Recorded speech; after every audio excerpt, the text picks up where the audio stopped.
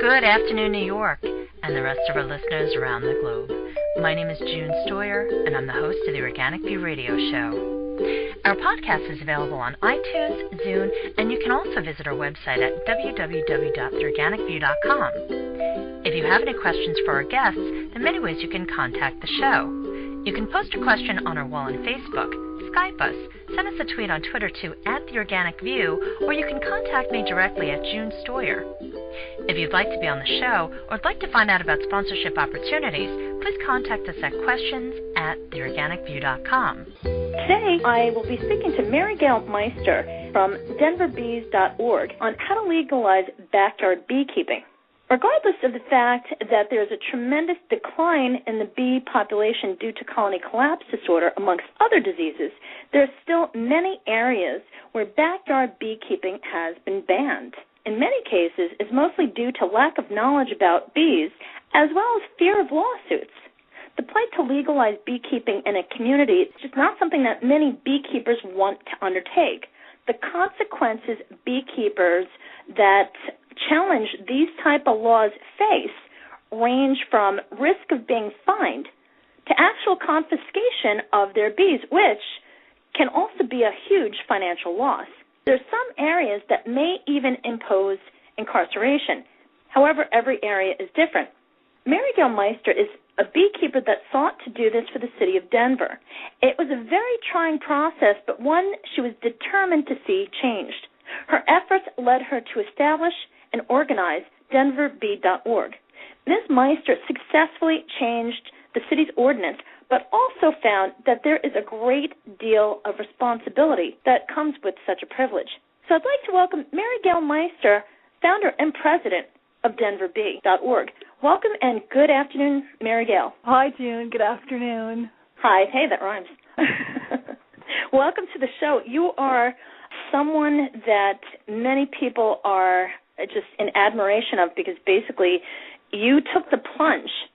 And there are a lot of people, especially last year, New York City lifted the ban on beekeeping, and there were so many people that secretly took care of bees on their rooftops or on other parcels of land where they were given permission to do so, even though it was against the city's laws.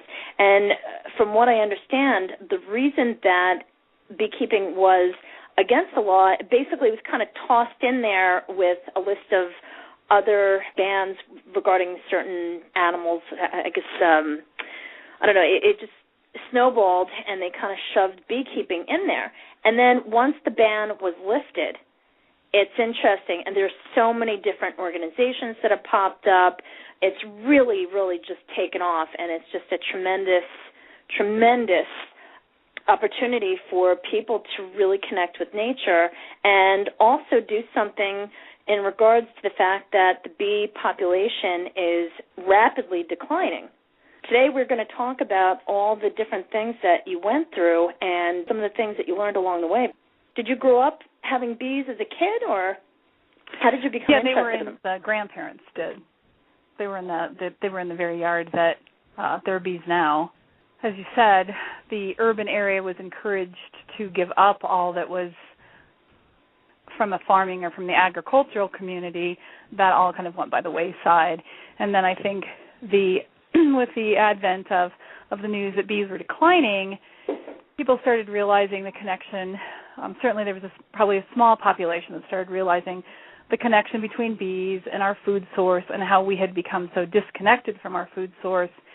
And at the same time, there was the beginning awareness of laws that had been passed, methodologies that we're putting in places to keep nature under control, that they were having an adverse effect on us. So you have all of these things starting to coalesce. Then you have the group that's, promoting green and green awareness. So you have all of that going on, and it was just converging, and it was going to come to a point where either they were going to push it all away and say, no, you can't implement any of those practices such as beekeeping or having chickens in your backyard or using your lawn for something other than lawn. They were forced to a point because people were starting to challenge that. Wait a minute. We want to take back some of our control over what we're eating, where we're getting it, we want to keep it local. And so I think all of that started to converge. And my mother was the one who had noticed that there weren't bees in the backyard, and she certainly doesn't use any chemicals. And she started noticing that probably about 10 years ago. And so we put bees in the backyard, and then we have a number in Denver you can call, and I'm sure a lot of larger municipalities do, that you can call and ask general questions. And I called in and said, hey, what do I need to do to put these back there? And they said nothing. So then I just went forward and put them in the yard, and that's, of course, the cease and desist letter came and said I had to get rid of them. And Denver, at that point, we were about to host a Democratic National Convention, and they were perpetuating this notion of how green they were, and the mayor at the time wanted to plant 1 million trees. And it's like, you know what, we can't simultaneously, be after our community with harsh chemicals and at the same time trying to make it green. Something has to give. And so that's what I suppose fueled it more than anything, because I realized that there were other people that were very excited, very encouraged, and feeling very empowered about doing that. They wanted to bring it back, realizing that we'd become very disconnected through no fault of our own, but as cities are growing and we want a certain look to the city, want a certain kind of organization to the city, all of that agriculture, direct agriculture, was being pushed away. We were having lawns, a couple geraniums, and the occasional ornamental bird feeder. And so I think that's people started questioning, why am I keeping this lawn, and is there a better way to use the ground? And then they're putting in flowers, they're putting in things that are leading to healthier environments, hopefully using less pesticides. And so I think that's where this has all come about. Because you have an existing methodology of urbanizing everything, spraying everything looking uniform, to a group that's saying, wait a minute, we can't really rely on the bioavailability of the food we're getting. I want to plant my own tomatoes. And then they realize that planting a garden, you can't forget the pollinators, because we've used so many insecticides and herbicides and pesticides that we've killed that group. We're killing that huge group of 10 million extant species, because we like to have a sort of comfort in our nature. We don't like to really deal with nature in what it is. And so I think those two groups clashed, and hopefully those that are into more sensible, environmental-friendly living are going to just keep winning. But I think it's just step by step that they're having to regain a tremendous amount of real estate that they've lost to larger corporations selling convenience of, you can have this great backyard and it can be bug-free, but people don't realize what bug-free ultimately means, that you've killed your environment. And I think it's just it's a paradigm shift. Oh, yeah, exactly. And people are spending so much money because they want pretty flowers, and they want to have vegetable gardens because they want to have their own fresh herbs, or they want to have their own fresh tomatoes. But, having a vegetable garden means that you need these pollinators. And it's just interesting. So you called up and they said that you could just put them in your back, and then you get hit with a cease and desist. Right. And that was very maddening because of the effort, and it just made no sense. It's like you have to give me a solid argument as to why I can't have these. They're already in the backyard, elevate, waning. I'm not habituating mountain lions because I want to keep the population of squirrels down. It's like, no, bees are here. They're few, but they're here. So Did they give you any particular reason? I mean, when you saw this letter, what was the first thing, other than getting a knot in your stomach? What was the first thing that you thought? The absurdity of it. That I didn't have a big mountain lion back there trying to keep the squirrels down. It just was a little overwhelming, because I thought of just the debate that would ensue, and feeling like a little overwhelmed by that. That was probably the biggest. And then when I did call the zoning officer, he said, this is, and he didn't even have a reason. He just said, look, this has been on the books forever. It was basically because Denver, which I'm sure a lot of municipalities, they were taking the agriculture out of the city, because Denver's not that old. I mean, it's 150 years old, but at the time, I mean, people were moving in here. They were homesteading. They were taking care of themselves. They were having gardens. They were having bees, probably not as much as in the East, but they were doing all of that. They were taking care of their own homes, whether it was through eggs, whether it was through having, an ungulate that was milking, be it goat or cow. They wanted to move away from that. They wanted a metropolitan city. Now, it's interesting that you mention that, because that is basically what happened with lawn care in America. We started off as this society where everybody had animals, and, you didn't have, you had gardens, of course, but it was just, it seems like a waste of land to have a patch of lawn that didn't provide any utility, that was just there for the sake of being there. And it started to become fashionable, and that's what basically gave birth to the whole lawn care industry. And it's just kind of interesting that this is basically what has happened throughout history.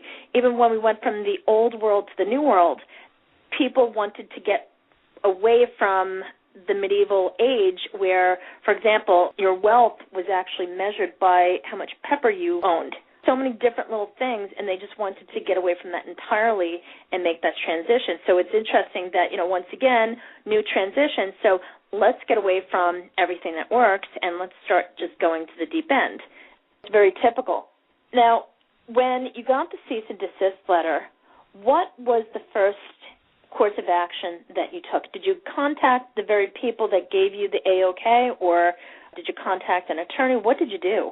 Well, I went to the zoning office because I could apply for a hearing. So I could get a hearing for a variance so that I could be considered a special case and allowed to keep the bees. And again, I thought that was rather absurd because I could sense there was just a burgeoning population of beekeepers. It was going to happen. It was moving across the country.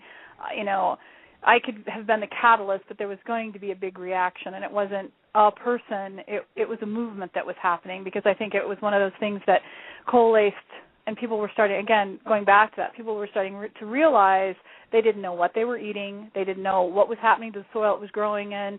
All sorts of laws were being made about seeds, and people were feeling, I think definitely, and they're still feeling a sense of disconnect and loss, and certainly they don't have control over food. And I think that's frightening, it's maddening, and I think it provokes action in some people. So I think that that's where it was like, no, Denver is perpetuating that they're green, then they're going to have to stand on their words. And beekeeping is certainly, in and of it to itself, it's innocuous. There's a bunch of bees. They don't care about what you're doing. They focus only on plants. They don't kill or maim anything to live, and they only help the environment. They are only a positive. They're an attribute. Just our wasps are. We like bees, but we don't like wasps. Some people, and they put the wasp catchers up because they think one is good and one isn't good, and it's like, no, it's synergy. They are all a component in your ecosystem called your backyard, and you have to consider them all and how you're living. And so I think that that's what fueled it. It was that this is unnecessary. This is unnecessary, that people are being covert about it. And the one thing I did realize quickly is that after it passed and it went through a series of committees and people were there and they were writing it up, and the zoning committee, and I think that Denver had that. We had that in our corner, that there were people in zoning that were sensitive and they were sympathetic. City council members were great. I mean, none of them are, city council members generally, they're not steeped heavily in the sciences. It's in the social skills of government and law and zoning ordinances and those types of things. It's not really in the hardcore sciences. But they all listened.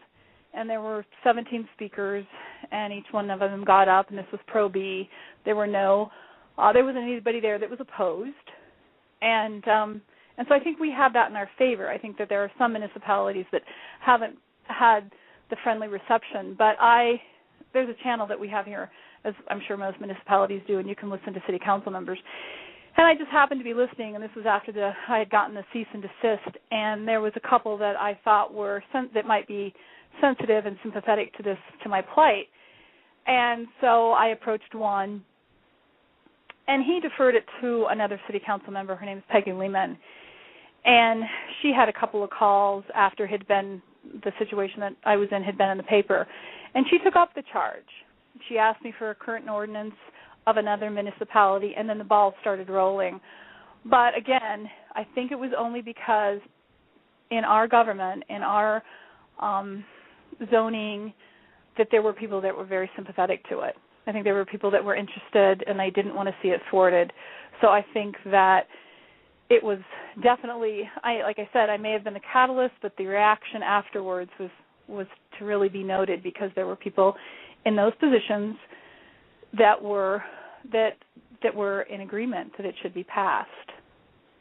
After that, now things kind of took a little turn, and you actually, they threatened June, I have to tell you, they said after 4.5 hours we sat there in city council meeting on November 17th on Monday. They said finally at the end, they said, yeah, okay, you can keep your bees. 2 boxes in the back third of your lot. Well, when they said that, my heart just dropped. I was elated, but then I realized juxtaposed to that was an enormous responsibility, because they didn't ask for permits, they didn't ask for fees, they asked nothing. And I realized they had put 100% of the responsibility on us to be ambassadors to the community and not show up on the radar as having a cavalier attitude or being very disrespectful of neighbors. We couldn't show up on the radar for that at all. So it was almost simultaneous that it was like, oh, wow, we have a huge responsibility, and beekeepers, by and large, are just absolutely under-organized. Because, and it's nobody's fault, but the groups that had existed prior, they were in communities that were probably a little bit more rural. They were on those edges. They were on the periphery of urban versus suburban versus rural. And so they were keeping them, and they were just doing it, and they weren't bothering anybody because nobody was challenging them out there. There was horses, there were goats, there were fields. And now all of a sudden, again, you have the population of inner city dwellers going, wait a minute, I don't know where any of this food's coming from, and there's, the things that are being sprayed. So all of this, again, is starting to churn. So I started the group because I thought we need to have a solid track record to show that we are being cognizant, that we are providing ongoing education to these people that want to do it. They might not all be steeped heavily in sciences. There's a myriad of people that are attracted to beekeeping.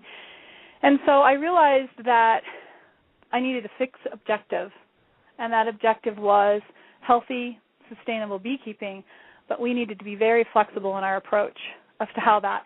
And what I mean by that is that there was a couple of things that needed to be protected. I felt what needed to be protected was the feral community, because if all of these people were going to be bringing in new bees, we don't import bees anymore. So we have a limited gene pool. So we had to protect the feral colonies, and I felt that we had to protect those that had been beekeeping, and those who had had many years of experience.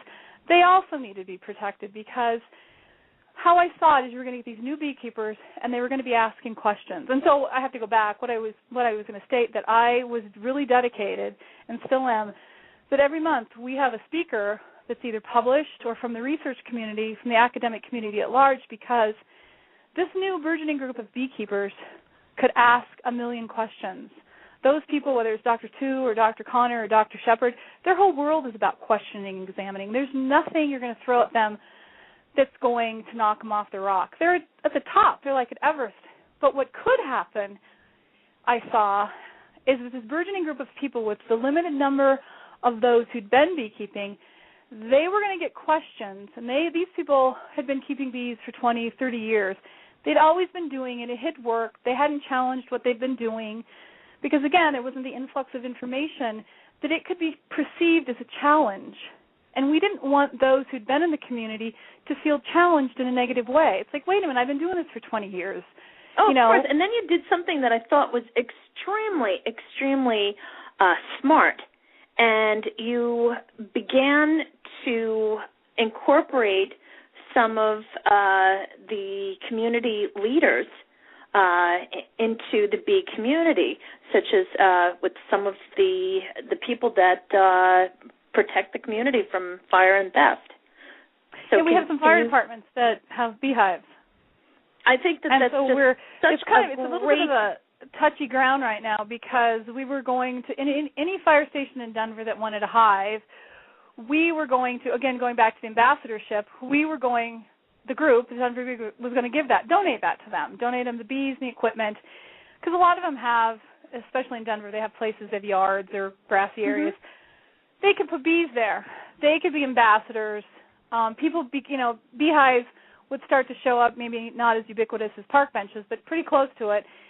And when you see something and it's in a positive light, and it's certainly with fire, that's going to be looked at in a positive light. People are going to be respectful of it then, realizing that we come into contact with bees every day, spring, summer, and fall, and we don't die from stings. And so putting a box back there is not going to increase your chance in your community of something adversely happening. So we did that. It was such a clever highway. Move. I was going to say, it's such a clever move, because the thing is that, I mean, how many times do you see on the news or you read an article in the paper where somebody had a situation where their cat got stuck in a tree, or there was a dog that was rescued, I can't remember where, but recently, and lo and behold, the fire department came to the rescue. So it just kind of made perfect sense that you incorporated the fire department into the bee community. I just thought that was really very smart, and it just makes perfect sense. Well, it's a little slow in coming because, like I said, they can't accept donated goods, so it's there's still a lot of semantics around that one. But yeah, that's fun. I mean, even we meet at a police station, Denver, at Denver's District 1 police station. They have a great community room, and again, if any of those campuses or those offices are held, if they want to or they can, I don't know if the city ordinances would disallow it, but like a police station, they can. And now, what about churches? Did you have any luck with churches, temples? There is a church. There is a church not too far from me, that St. Dominic's, that has bees, and there's one of our members. She tends those bees at the church. They're there. They're, of course, on a hotel down in downtown Denver. There's a hotel that has them on top of there, and that was kind of an interesting story. They're one of the oldest hotels in Denver, and like 5-star, and they were trying to incorporate a greener approach to everything, and they wanted to have their own honey rather than having it in the individual serving bottles. So they asked us, and they asked one of our members, and I really wanted to have a group. They're a group called Earthlink, and they work with women, but I think both men and women who are transitioning out of homeless.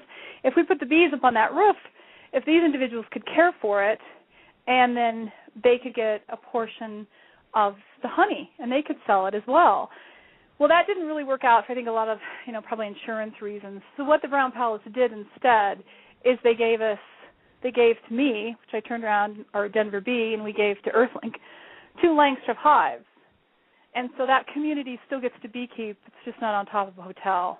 And so it's a transferable skill. I think a lot of pastoral hobbies really build confidence because it's something that the person is doing one-on-one, and you have to think about these people were disenfranchised from life for one reason or the other, and they don't really get a chance to do anything with passion. They're worried about eating and where are they going to sleep.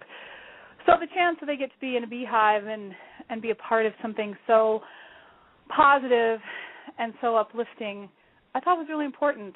The pathway, it would cut clear, that passion, it would cut clear a path for them, for their emotions. They could be able to do something, and it would have such a positive manner. You really went out and reached out to every possible organization and group that you thought would be open and receptive to working with you, and that's just really smart thinking. It's a really great way also to bring the community together because, let's face it, beekeeping is not something that everybody does, but people are interested at least in how people do it and what's involved. Also, I think the public educational component is something that's very, very important, especially since the fact that there's such a huge decline in the honeybees, in the bee population, period. You ask the average person what they know about bees, and all they know is, bees, they sting, or they make honey, right. and that's basically about it. And the thing is that most people know that bees don't purposely go after you and attack you. They're more afraid of you than anything. The only time that they do sting is if they are under attack or if you try to attack the hive. And that's basically it. Once they sting, that's it. And a lot of people just don't know that. They don't even see the bees most of the time when they're out in the field because, the bees are doing their thing. Getting back to this whole situation with being fined, now at one point they threatened to put you in jail. Can you talk about that? And did you try to find a lawyer? And how did you go about trying to find help? No, well, I think I don't think it probably would have ever come to that, but that was the condition of the cease and desist, that I had to get rid of the hives or face, I think it was $999 or a year in jail. So that was the extreme of that. I doubt it would have ever come to that because, again, there was the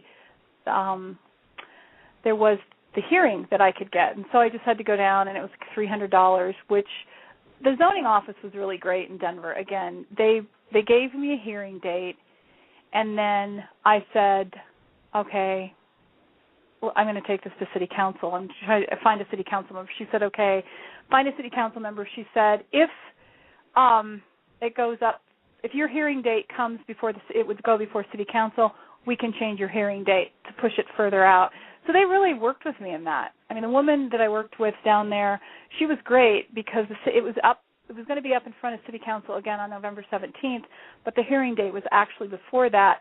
So I got a letter. She had changed it. They booted it out, I think, until the following year. So I could have kept moving through the system had we not had a change right away. I mean, they had to follow the formalities. So that worked out in our favor. And so that's what we did. We did that, and again, it had to go through all sorts of zoning and committees, as it were, and they asked the questions, and then they came up and with where the hive would be, where the hive would sit, and all that sort of thing. So they came up with all of that, and then.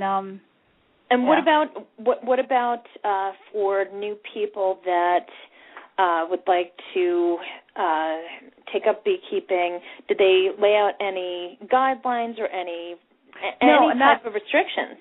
No, and see, that's where, again, that tremendous amount of responsibility I felt, because they didn't ask anything of the beekeeper. They just said you can have 2 of them, you have to keep them in the back third of your lot.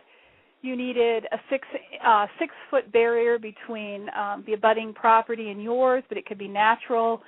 I mean, it was soft. It was a very soft ordinance. There wasn't a lot of restrictions other than have it in the back third of your lot. And I mean, there are a couple other details in there about having it near a walkway or such, but it was soft, and so I thought to myself, we have to police ourselves, and we have to make sure that the beekeepers that show up along the Front Range know what they're doing and are cognizant of not only good beekeeping practices, but that they need to be ambassadors at all times. That we can't have bees if we're going to be bullying with them. I know we had a situation come up that there was a gentleman, and beekeeping is legal in Denver, and he wanted them in a community garden, and one of the other gardeners said no, and he just was furious. And I said, I support the other gardener, and he was pretty upset with me, and I said, look, beekeeping is legal in Denver. We can't be bullying people. You want them in the community garden, you have to be respectful of the gardeners that have come before you. I said, get creative. A lot of people have had to. They've put them on roofs. They've found other properties to put them on. They've gotten creative. They still get to carry out their passion and their desire. They're just not beating anybody up over it. And I said, we have to do that. when it comes to getting swarms, that's a big thing now. I said you have to go out thinking that you're an ambassador. There's some individuals who say, oh, just show up and don't wear any gear and show them how docile bees are. Well, there's two ways to look at that. I think showing up and having protective gear oftentimes makes the homeowner a little bit more comfortable. And then you just take the bees away, no foul, no harm. Some people think you should show up, again, with just a bucket. If you're comfortable in doing that, that's fine. Neither way, but just remember, however you show up, you're an ambassador, and you don't want to make a situation.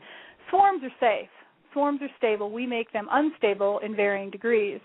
So show up, again, be aware of how the community is going to view you.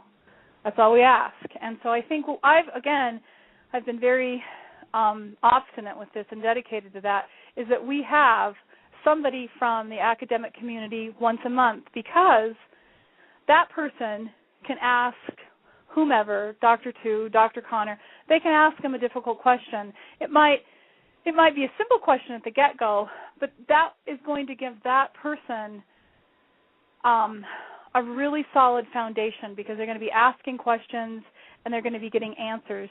They're not going to be challenging anyone. Someone's not going to be offended by the question from the existing community, because what can happen if you challenge existing beekeepers, I feel, and appear as though you're disregarding them, is that you can polarize the beekeeping community. And again, I go back to this, is that the beekeeping community, especially now the hobbyists, are completely under-organized. And as a voice, we have to be organized and we have to be as one. And if you have people that feel that, they've been doing it for 20 years and now all of a sudden they're being disregarded, you don't want to do that. You want to give them respect, and in doing so, you keep one voice. Because, as you know, talking to Tom Theobald, that one of the biggest issues right now is pesticides. And if we have a solid voice, there are no numbers out of the urban or hobby community. It's all out of the commercial community where we get numbers about hive mortality. Well, hive mortality will be decreased with some solid approaches that don't require a ton of time. One of them is communities that support it. You have ongoing education in that community, and I mean from pundits. We have a bee yard now. I feel like this is so incredibly important, because there's hands-on learning out there. Every month we have a hive inspection. It's the same place, same hives, show up once a month. That's been 2.5 years of really hard work of getting that thing together. We have 14 hives out there. Once a month people get to come out and ask a million questions. They get to pick up hives. So that in and of itself is going to affect hive mortality.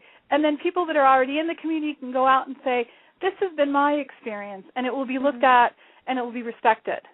And so, again, it's just building momentum that's going to perpetuate us into the future, and hopefully decisions will be made that are healthy for bees and certainly for us through these approaches. Now, who conducts the hive inspections at this point?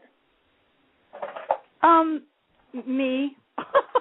Or we have a couple other beekeepers that will go out throughout the year if one of us can't.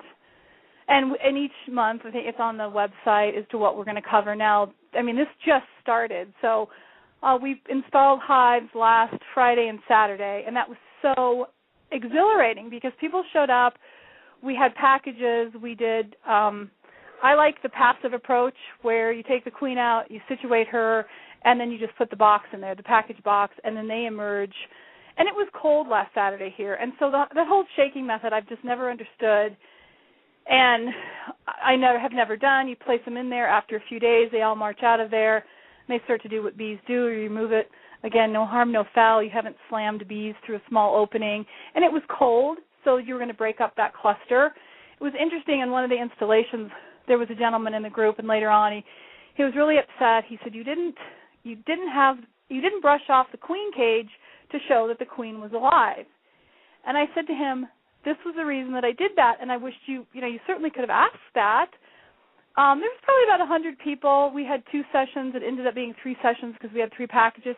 I said, I didn't knock all those bees off of that cage because it was cold, and she needed to maintain that heat. I said, so we placed it in there. I said, so I had to make a choice. Do we brush it off? I said, they certainly would have gathered around her. I said, or do we wait and say that was an option if it would have been a hotter day? You know? I said, I said, you could have brought that up. And I said, again, you could have pushed out more discussion. They would have started thinking more. That's what you want to do. So bring up a question, challenge it. You know, if one of us don't know it, we'll say we don't know, but does anybody in here have an idea? I said, that gets people thinking, and it builds an encouragement. It builds empowerment. It was really successful. People were so funny. They just loved doing it. I didn't wear any gloves. Again, it was cold. The bees were very docile. We put them in, got the packages in, and I just got some fun emails. And people were very excited. They had gone right home. They'd gone to pick up their packages, and then they went right home and put them in. And that was really great, I have to say. Now, in addition to, let's talk about the educational component. Now, do you teach beekeeping workshops to new or interested people that want to find out more about beekeeping? Right. There's a class at the Botanic Gardens. We've done those. And then we'll have classes this summer because now we have this bee yard. And we'll have classes this summer. It's more hands-on because, you know, you can study theory until you're blue in the face. Mm-hmm. And then you go out and you have the applied, and all of a sudden, you know, you have insects that are flying about you.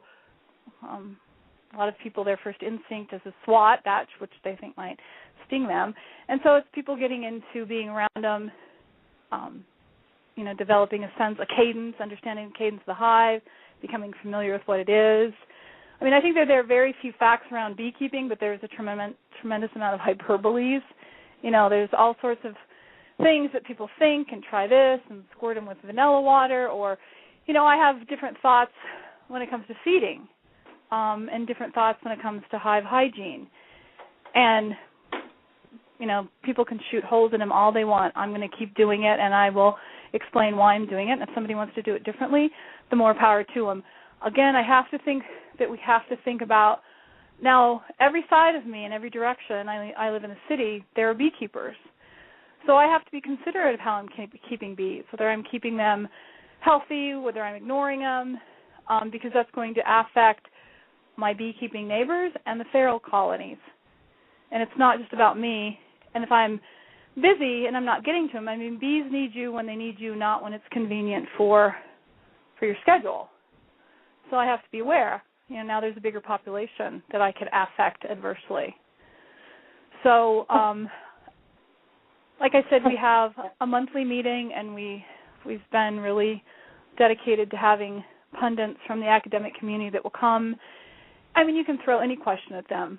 They love them. They defended their book report, as it were. They've made it to the top of Everest. They understand entomology, and they love the questions. They love the intrigue. They like to see the interest that people are having and the fact that people are thinking, well, what happens if I do it this way? And again, giving respect to the community that's been here and been quiet, that perhaps there is a different way, and it's not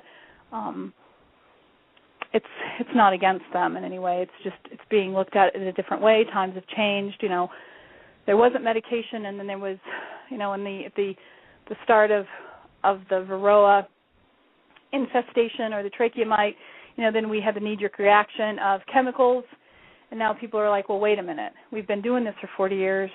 Let's just stop and look at this for a second. Is there another way we can do this? Now you're getting people into holistic beekeeping. And, again, I think that when you have challenges and just disrespect, you're going to get polarization, and that's not going to do the beekeeping community any good at all.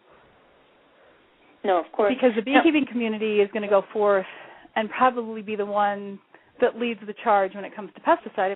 We see the effects immediately. Now, what I do where I live a block away from a park, and I went to the park when they were spraying. I said, I like to walk in the park, but I don't want to walk here when you're spraying. Could you give me the spray schedule? It wasn't confrontational at all. The guy goes, oh, yeah, here's the spray schedule. So what I do is I net my hives the night before. And I know they're spraying down there. I net them. I make it so they can get out. So certainly it's not going to get hot. Sometimes I put a portable shade. They have to sit in there for a day. But I've taken some responsibility. Can't you get from the Department of Health a schedule as far as the general schedule for the summer? I think you can. I just got the parks that were closest, the park that is closest to me. Mm.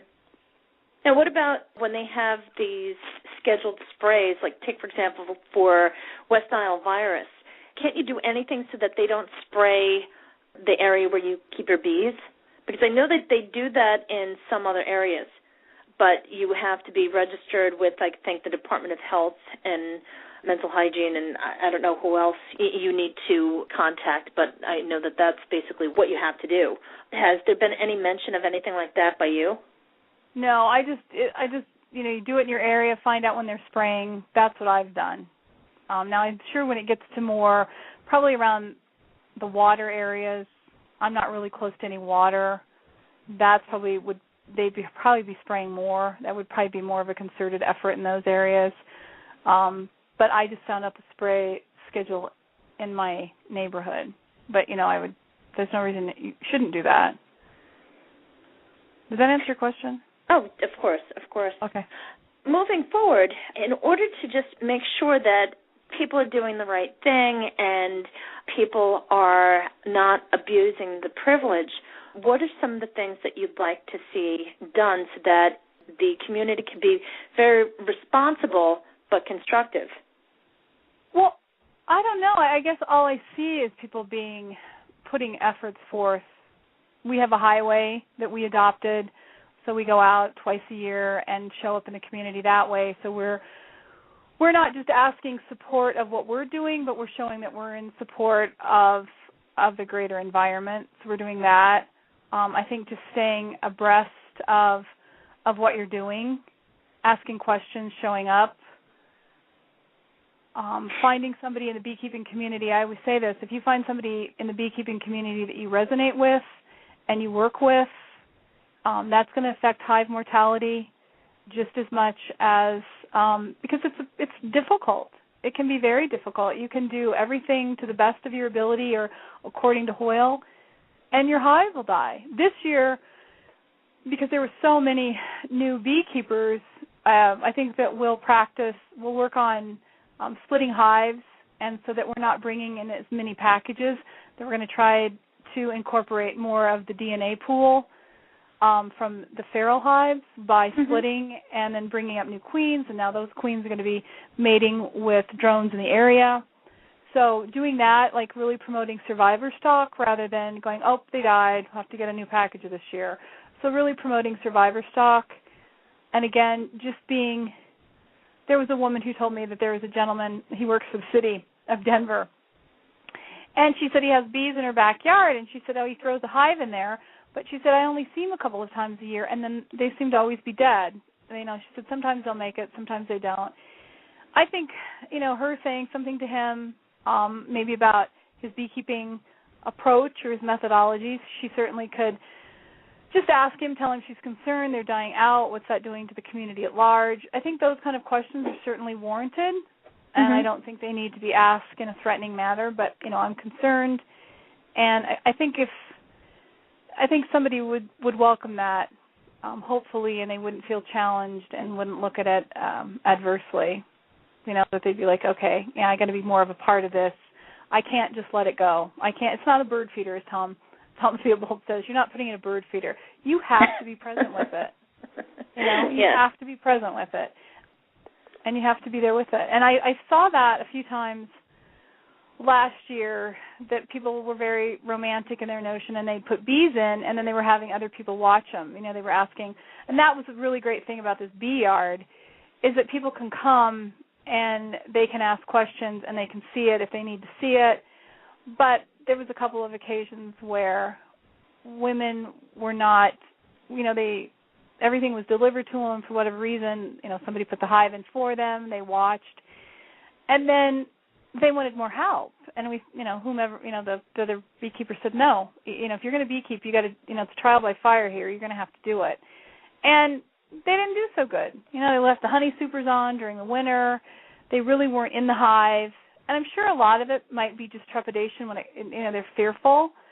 But so hopefully having this bee yard, they can come, they can be nervous that somebody will be there, and then they can go back in, because at that point their hive is potentially dangerous if they're not going to care for it in the right way.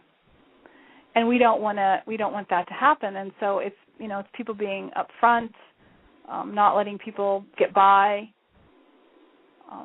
encouraging and having people understand what hive hygiene is.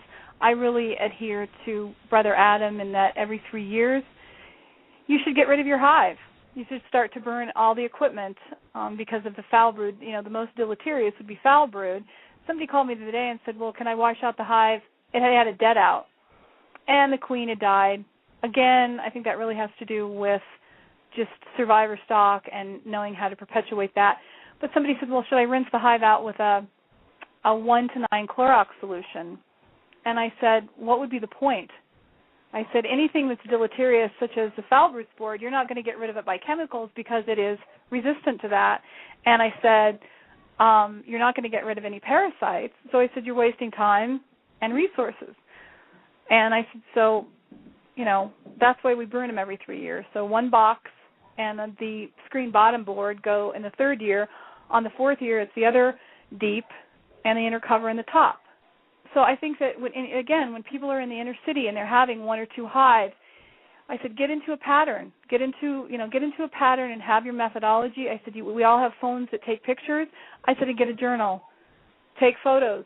Write down into your journal what you saw. I said, this is your experiment in your backyard. And I said, that's a really excellent suggestion. Yeah, you mean a journal? Well, people are constantly posting everything on Facebook as it is. I mean, why not keep a journal of, especially if you're going to take care of bees. It's not a cheap hobby. Some people think, you'll just get bees, like you'll buy a 99-cent goldfish in one of the pet shops. It's completely different. It's a lot of responsibility. You really should have an understanding of bee anatomy and how bees function before you decide that you're going to undertake a hive or more than a hive.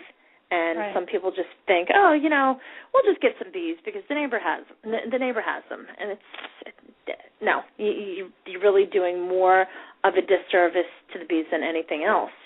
Did you reach out to anyone else in other communities, whether it's in the United States, outside the United States? Were there any books that you read that inspired you to take the course of action that you took?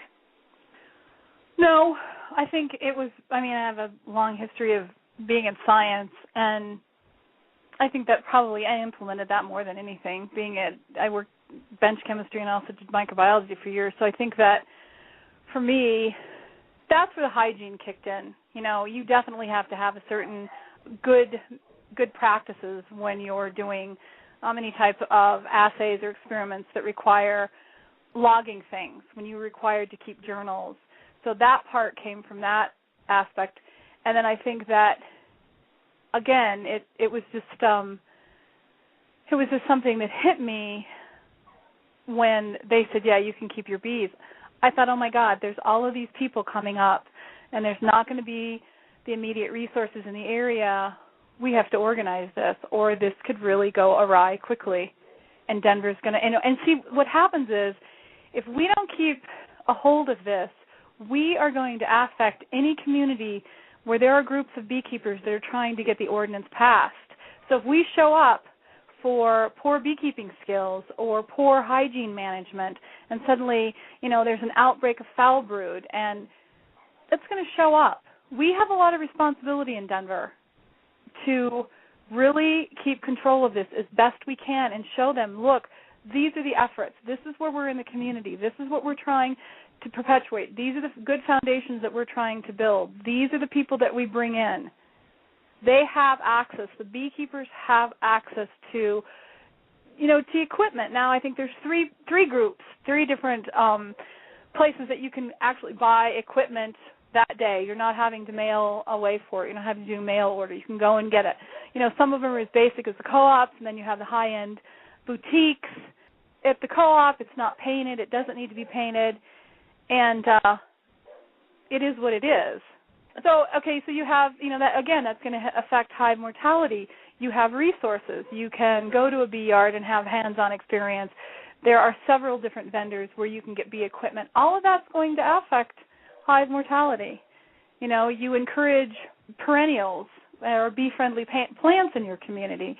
We have a group, we passed out seeds a couple of meetings ago, and people just drop them in the alleyways.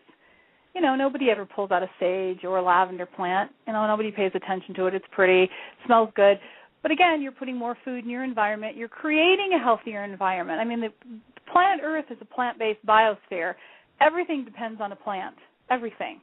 And so we simultaneously try to encourage plants and kill them through herbicides. And plants, have been very crafty through their years and creative through evolution, and they've employed a vast number of insects to move them around the planet. I mean, plants aren't going to give up.